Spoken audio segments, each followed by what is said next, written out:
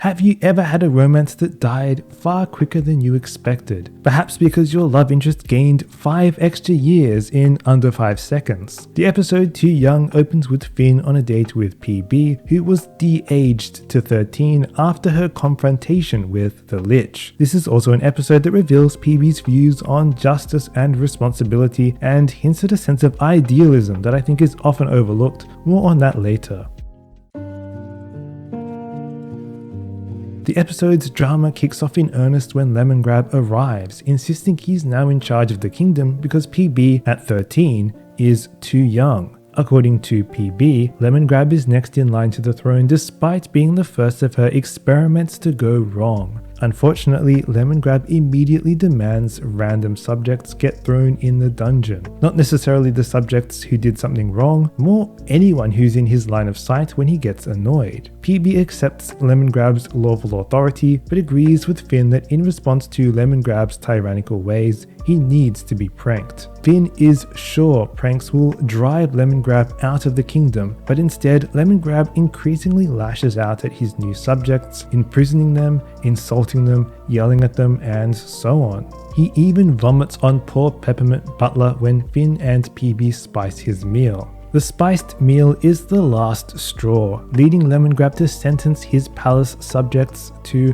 1 million years dungeon. PB reveals she knows how to return to 18 if she gets enough candy to increase her mass, admitting she would have liked to stay 13 with Finn. She thinks she'll need the candy mass from her lab, but the candy citizens pull chunks out of their bodies, and PB engineers her transformation. The moment her transformation is complete, she fires Lemongrab and takes back control of her kingdom. She also quickly shoots down Finn's awkward attempt to continue their romance, arguing, "That was like 5 years ago, you really need to move on. If only we could always be set free by the addition of extra candy." Sounds like a great formula. What happens when you pack this much juicy, bursting flavor in bubblegum?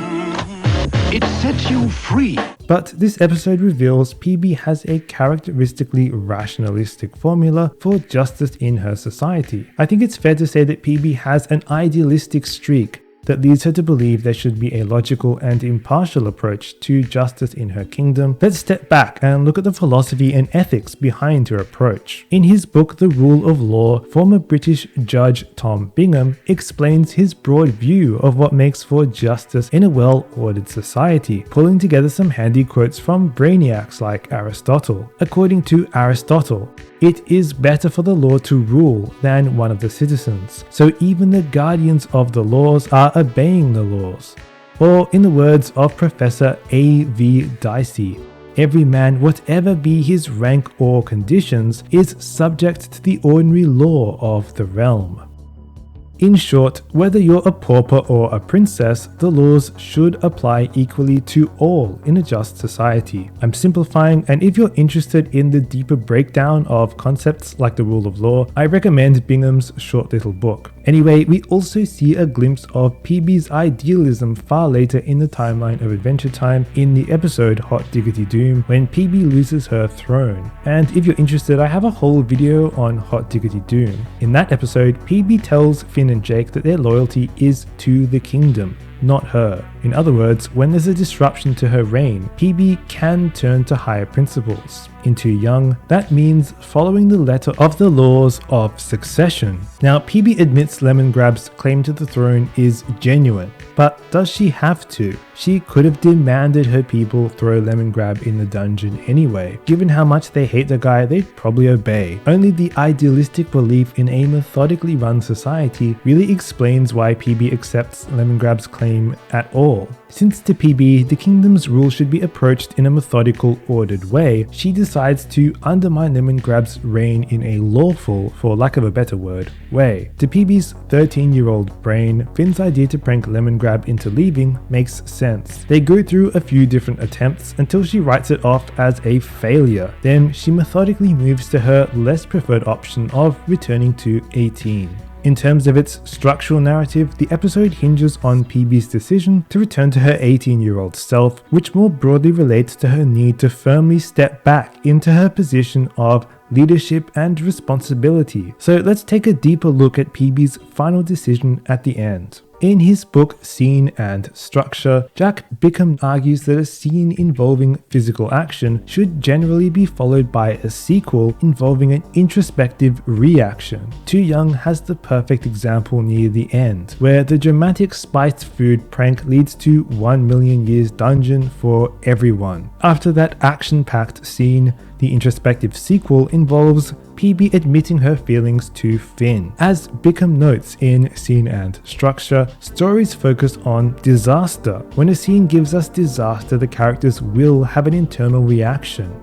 A sequel begins for your viewpoint character the moment a scene ends. Just struck by a new, unanticipated but logical disaster, he is plunged into a period of sheer emotion, followed sooner or later by a period of thought, which sooner or later results in the formation of a new goal-oriented decision, which in turn results in some action towards the new goal just selected. Drastic action is forced upon PB once she's thrown into the dungeon. Finn wants to keep trying new pranks, although it's anyone's guess what pranks would be effective from a prison cell. PB's response is relatively gentle but firm. In her words, "No, Finn, there's only one way. I just didn't want to have to do it. If I change myself back to my real age, I can reclaim the throne." The truth is, she could have done this the whole time. She explains that she enjoys the carefree feeling of being 13. However, in her words, "My people need me, and that comes first." So PB's first emotional reaction to her situation is her desire to keep enjoying a carefree childhood, but that's overridden by a decision to put her responsibility to her people first, and this episode doesn't hold back. Finn and PB actually kiss before she returns to her real age, which I wasn't expecting. Of course, everything changes when she's 18. In fact, the first thing she does is push Finn away and head off to fire Lemongrab. One way of thinking about this episode is that it portrays PB's personality in different modes. One is the carefree and warm nature she can have when she's focused on interpersonal relationships. The other is the calculated, focused, and cold persona that she finds useful, perhaps even necessary, to be effective as leader of her kingdom. But underlying all of this is someone who believes in a logical and methodical approach to life. Too Young was the first episode that made me wonder if a romance between Finn and Bubblegum could work, and I guess that was the intention. They show us a version of Bubblegum that can relate to Finn on his level, only for her to disappear at the end. I like the way this episode showed us a romance that almost works with a warm-hearted and idealistic PB, but then the differences become insurmountable and the romance really is doomed. Somehow Adventure Time captured the concept of a bittersweet doomed romance using a really wacky fantasy story about candy biology. If you enjoyed my thoughts about the time almost everyone in the Candy Kingdom got 1 million years dungeon, you can help the channel by liking and subscribing. As always, those of you who have subscribed already, thank you. Have a great week, embrace the weird, and thank you for watching!